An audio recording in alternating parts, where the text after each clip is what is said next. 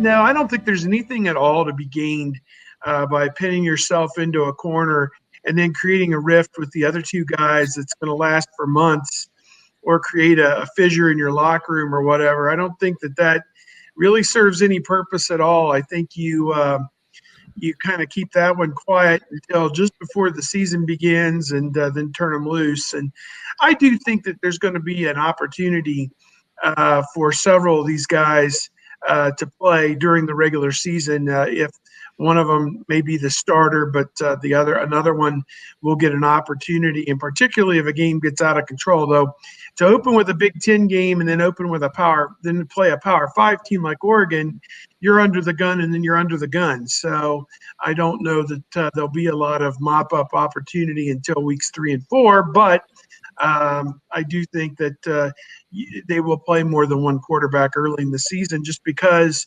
none of these guys have ever really thrown a pass at the college level.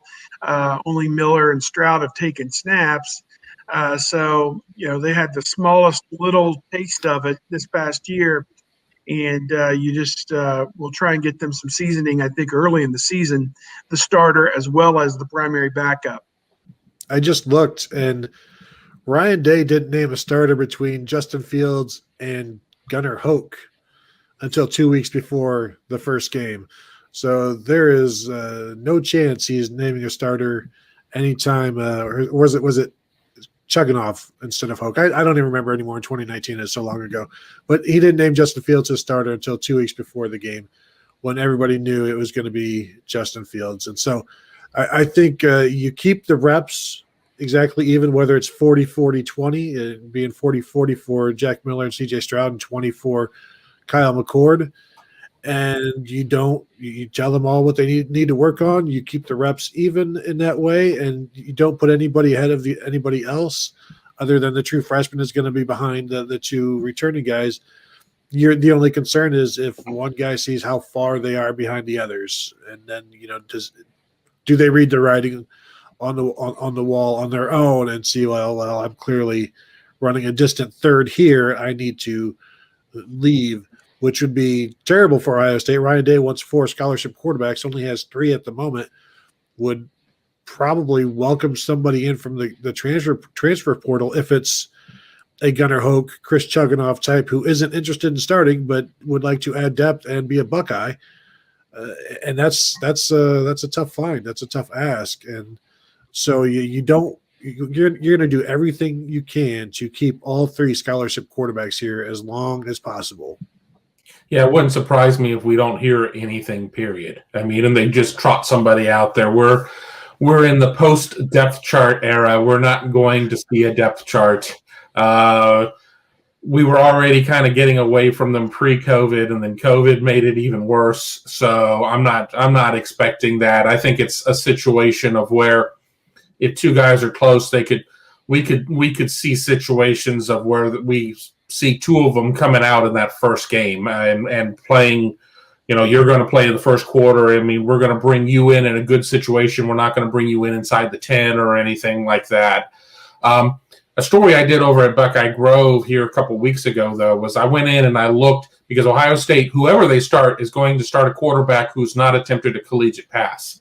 How many times has that happened in the last 50 years? 3 times. J.T. Barrett in 2014, Art Schlichter in 1978, and Don Lamka in 1971, because he was a defensive back for the 2 seasons, and they brought him in, and he fumbled his first snap, but he ended up leading him to a win in that first game, 52-21.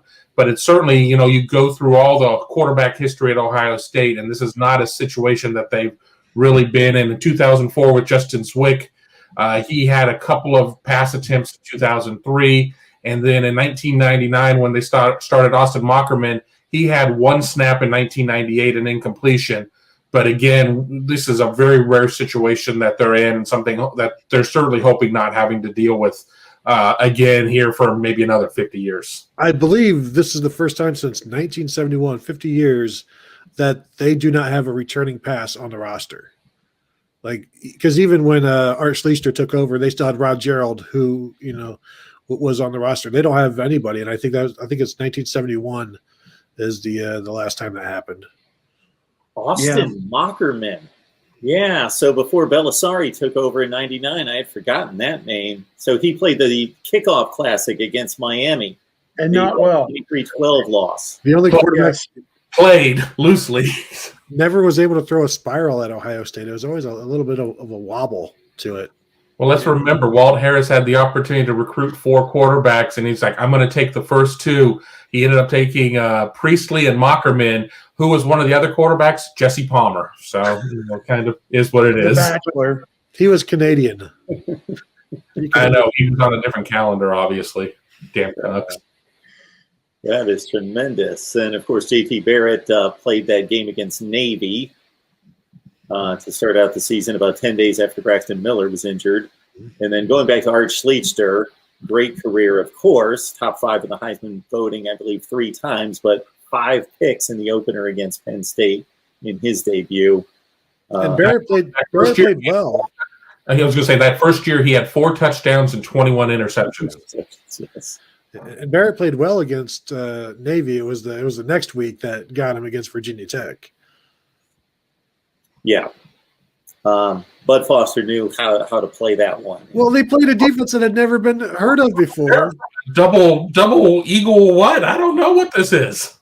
We've never seen it before. How do you expect to handle a brand new defense that just gets invented that week? Come on, Mark. I know it. Well, they've got a bullseye on their chest. That's what it is. And Virginia Tech was gearing up all offseason for that game.